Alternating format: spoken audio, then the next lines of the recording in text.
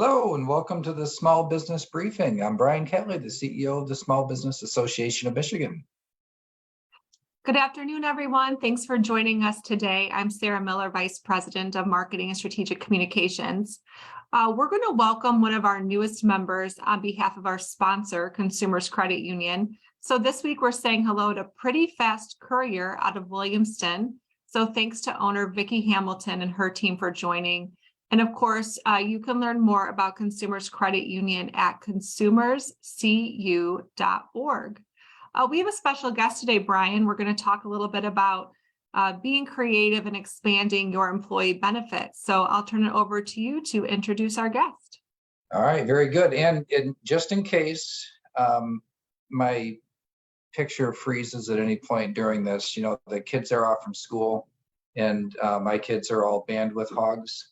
So every once in a while we'll have, but hopefully, like if it does freeze, my face will be in like a stupid expression and you can get a laugh out of it till it comes back.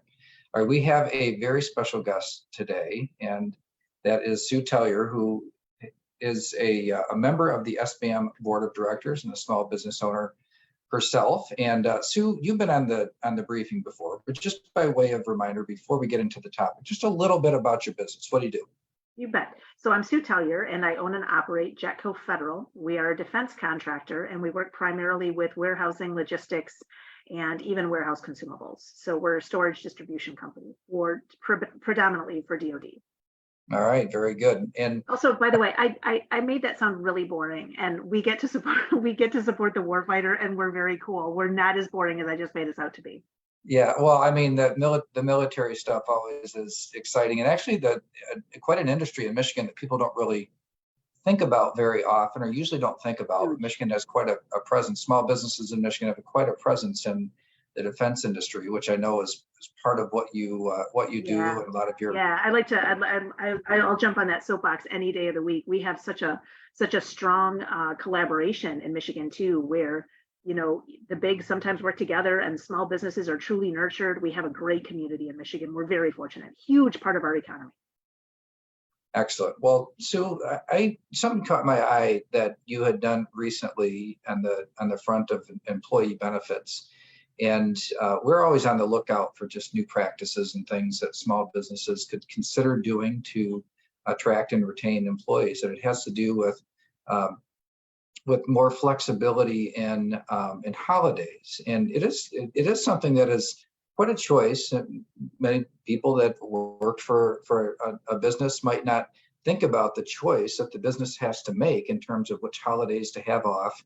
And when you consider the diversity of Michiganders, the background and what holidays a person might want to have off and which ones might be irrelevant to any individual employee, it can create a scenario where some people are either alienated or discounted.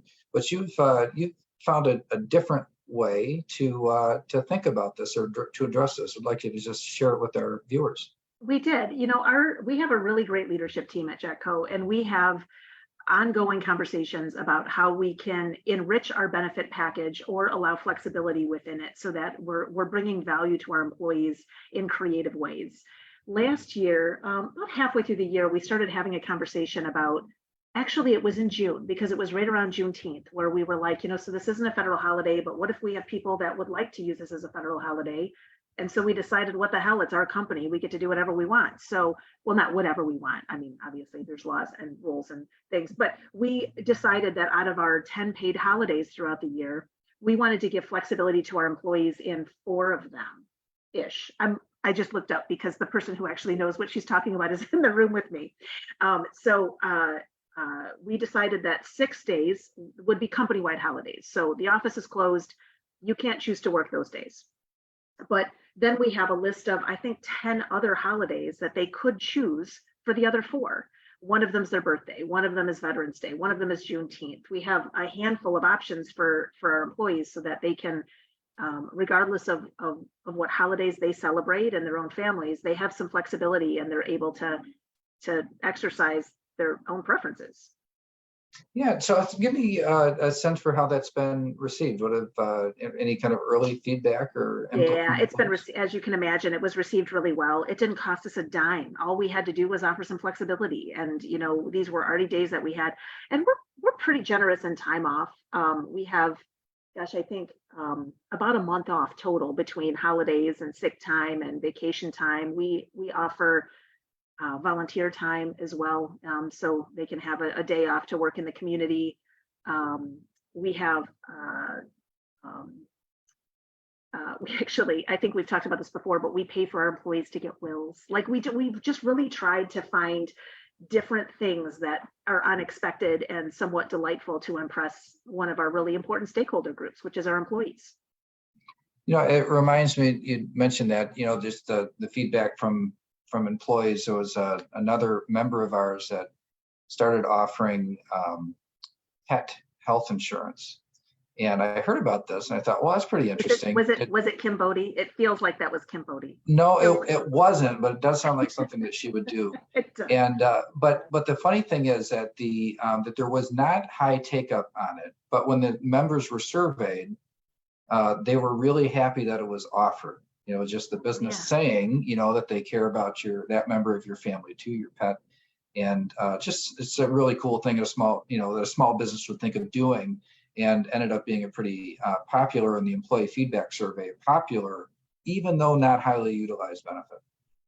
Yeah, as a mom of 3 somewhat sickly dogs, yeah, that sounds like a great idea.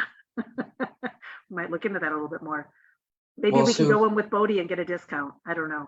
I really appreciate the innovation and sharing that with our members, and also it may be an opportunity for us to point to and remind people that we do have a portion of our website that is dedicated to diversity, equity, and inclusion, and just things to think about what's happening out there in the world. And one of the things is a list of holidays, and there are a lot of holidays out there that you may have heard of. You might see it on the calendar or pop up on your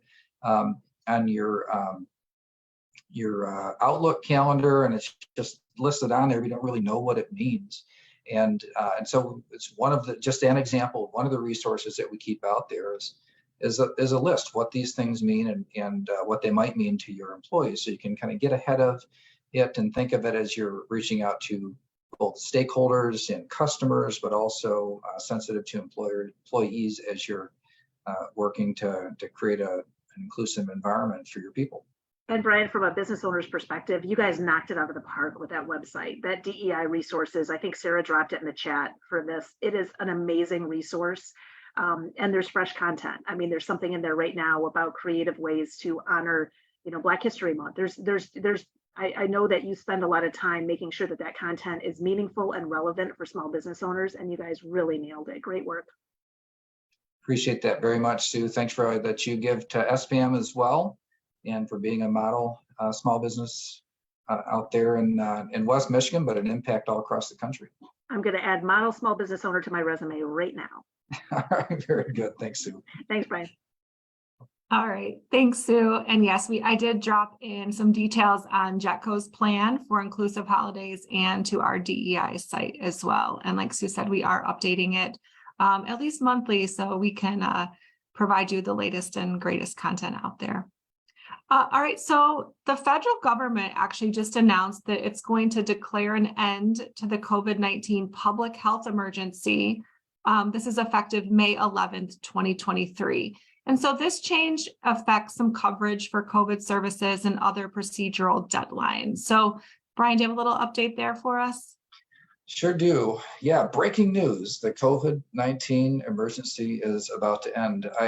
You probably didn't know that there was still an ongoing or active federal emergency. It's a presidential declaration, and it has been ongoing for literally years now. And so that is set to end. It was announced set to end May 11th. And there is confirmation that it will end. It's not going to be extended from that time point. There are a few areas where this will impact businesses, because there are certain things that were extended under that deadline. So the emergency ends on May 11th, but then there's a 60-day time period between May 11th and June 10th or July 10th that some of these changes back to normal, if you will, when it comes to benefits, health benefits especially, will kind of glide back into place over that 60-day time period. So plenty of notice on these changes. The first thing, though, is that vaccines, COVID-19 vaccines, they have been added to the mandated coverage under the Affordable Care Act. So if you have health insurance that is regulated by the ACA, then vaccines are still going to be covered moving forward. Really, most of our viewers would be covered under would have health plans that are regulated under that part of law, and the exception to that rule mainly is going to be those that are self-insured. So larger companies that are self-insured are under a separate law called ERISA, and so we're not after this public health emergency declaration ends. If you are covered under a self-insured plan, you'll want to look into what the change will be with respect to vaccines.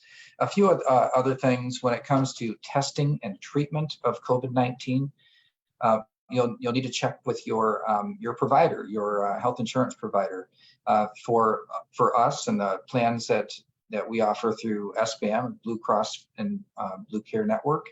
And there is going to be a webinar coming up that they're encouraging folks that want to get the scoop on what those benefits will look like.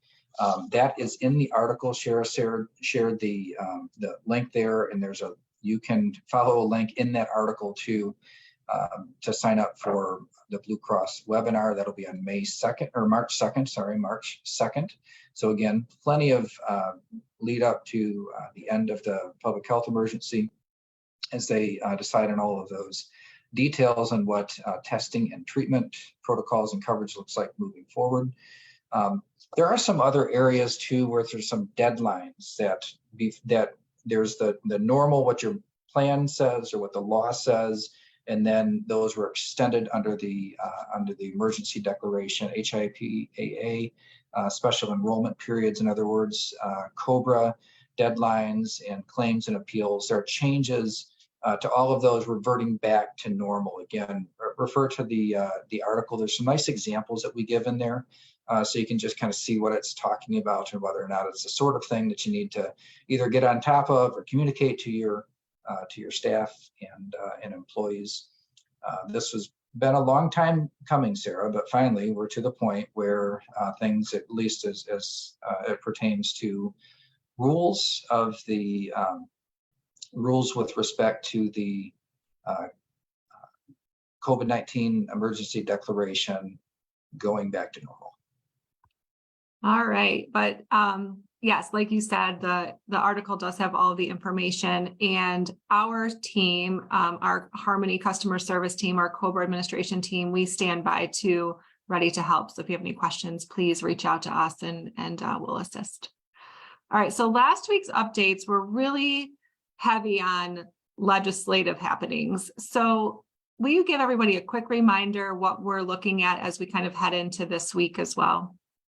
The big question is on the tax reform bill, where they put a whole bunch of things into one bill. So they got expanding retiree income tax exemptions, extending low income tax, earned income tax credit for income tax credits for lower income individuals, working individuals.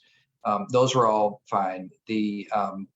But also an earmark for larger businesses to get tax incentives, targeted tax incentives, companies like General Motors and Ford, but then also canceling the rollback of the tax cut due to small business, which is the part of the plan that we oppose. That passed narrowly in the House, it passed narrowly in the Senate, but it did not receive immediate effect. There's this accounting maneuver, it's really a gimmick, and they put in the legislation that is time sensitive. If the bill is not granted what's called immediate effect, that accounting gimmick never happens, and therefore the income tax rollback due to small businesses would happen. The income tax cut that small businesses are due under current law would still happen.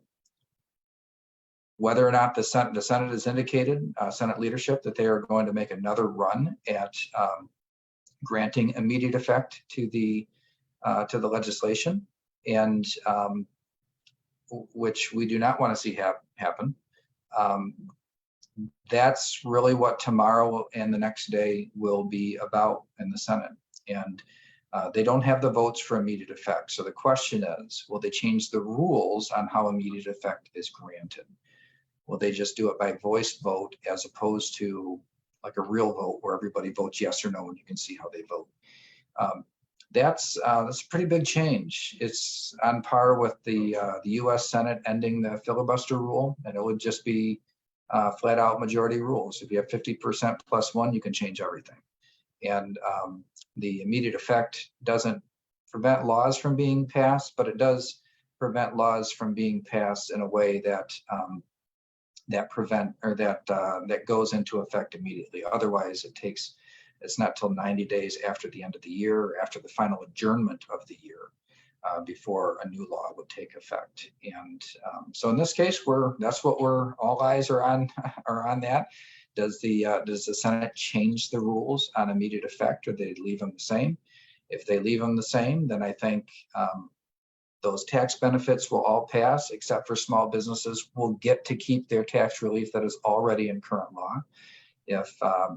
If they do grant the bill immediate effect, change the rules to give it an immediate effect, then well, pretty much everybody gets a tax cut except for small businesses. Their rate, which was supposed to go down to 4.05, will stay at 4.25. So that's all eyes are on that process. There's some other things that I think are going to start moving through the legislature as well. So some more of the committees and things are getting up and running. But the biggest show in town is definitely still this income tax bill. It's House Bill 4001, if you want to look it up and follow it and track it. So it's our hope that the Senate just sends it on to the governor as is without immediate effect. And I think overall it's a positive bill at that point. All right, we'll definitely have an update for you on Thursday's briefing. Michigan's Republican and Democratic parties have both had their conventions now. So what's a little bit of insight into the process and outcomes of these conventions?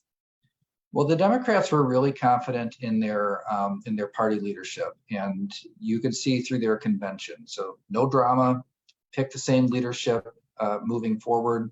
Essentially want to keep things the same. They had a couple of really strong election cycles in a row, and it's kind of a steady as she goes type of an approach. Republicans, we knew that there would be a big change there because the chair of the party was not running for re-election. Ron Weiser, Ambassador Ron Weiser, is retiring from that, and so there were a lot of people running to replace him. Christina Caramo was the one who was selected as the next party chair. If the name sounds familiar, she did run against Jocelyn Benson for Secretary of State. It was not a close race. It was Jocelyn Benson won by a lot and had a pretty massive fundraising advantage as well. So I don't think there's really, in terms of those looking at the overall ability of the party itself to do better than in the last cycle. I don't think there's a lot of confidence at this point across the political system that the central party itself, the Central Republican Party, is going to be particularly effective this next 2-year cycle. So the party conventions are done. The party leadership on both sides have been established, and there'll be a lot up for, just like there always is in this next presidential cycle that we're entering into. Michigan's primary looks like it will be pretty early in the process in the states this year. So there'll be a lot of attention on Michigan, and And then, of course, the State House of Representatives is up every 2 years. Those would be the two main things. In addition, though, Senator Stabenow has announced her intention to retire. And so in this next election cycle, that will be an open seat for the first time in a very long time in Michigan. So between the United States Senate, the State House of Representatives, of course, our regular congressional elections, and the presidential election, this next cycle I'm confident, will prove to be very, very active, and you won't be able to miss it. All right. Let's take a look at Data Monday now. All right. So we have several things to look at here, but I want to start with inflation. There were several pieces that came out here in the last little while, and starting with the monthly numbers. So oftentimes we'll look at this at inflation on an annual basis. So we'll see like how much did inflation go up compared to a year ago, and that naturally it's lower than before, and you can see that. I mean, if you look at this, last year these were higher numbers. This year, the last 3 months of the year and starting out in January, lower numbers. But if you look just at this time period since the Federal Reserve started raising interest rates, you'll see that there's not a clear downward trend. It's clearly lower than it was before, but it's not like it looks like a downward trend. And if you look at the headline inflation, like the total inflation, and then in orange, it's less the commodities of food and energy, which are more volatile. They go up and down pretty quick. Well, it almost looks like a little bit of an upward trend, and it's one of the reasons why there's a little less confidence lately that while inflation is clearly lower than it was before, it does look like maybe it's kind of stuck where it's at right now. So looking at the regions of the country, you'll see that the mountain region, that bright orange color, is where the inflation is still the highest. Our part of the country, really this whole section here, the darker the color, the lower inflation.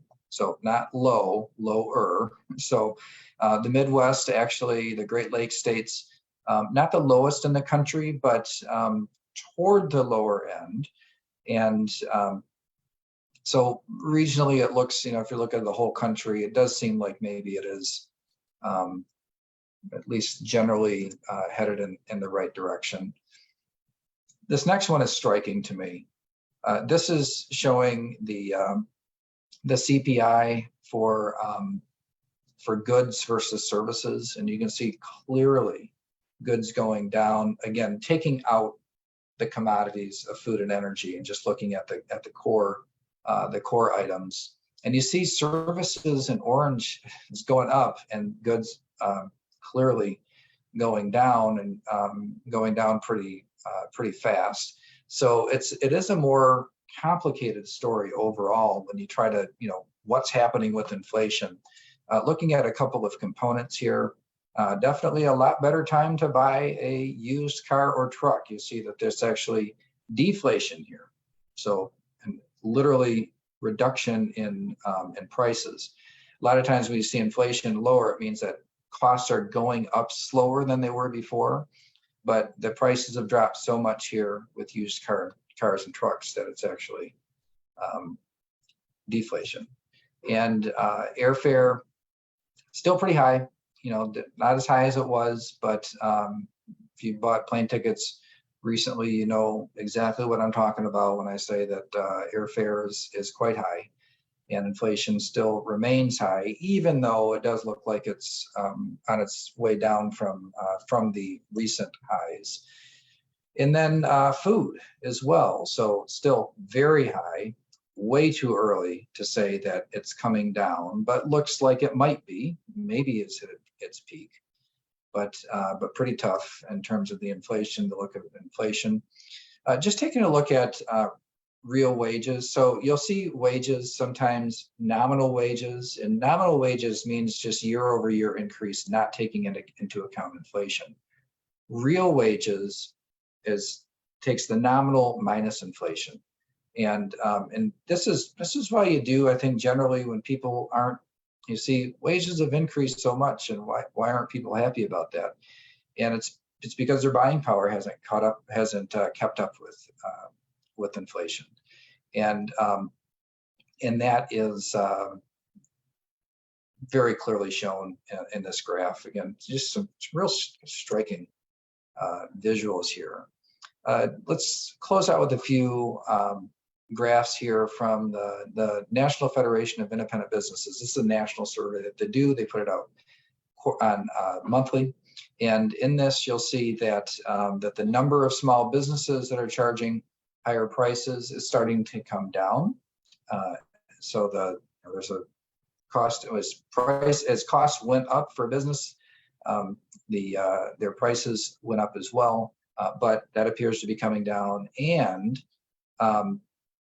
the number of businesses that say their biggest problem is poor sales is still very, very low. So that's a great, I think that's a good indication of the confidence of small business that they're not reporting at this point, at least nationally, not reporting that poor sales are their biggest problem. And then looking at job openings, small business job openings hard to fill, that and the hiring plans both seem to be generally trending downward. So the number of openings that are difficult for businesses to fill trending down, and but also hiring plans. And so those things are probably correlated. If you're hiring fewer people, there's probably less difficulty in filling positions. So that's what I have for the Data Monday today. Pretty straightforward. Although inflation is clearly a complicated picture right now, even though all things added together generally looks like it's in the right direction. But when you get beyond or underneath the top line numbers, it's a little more complicated story than what it first appears. All right. Well, thank you for that Data Monday report. That is everything we have for today's show. We appreciate you joining us, and we'll see you back here Thursday at 3 p.m. We'll see you on Thursday, everybody.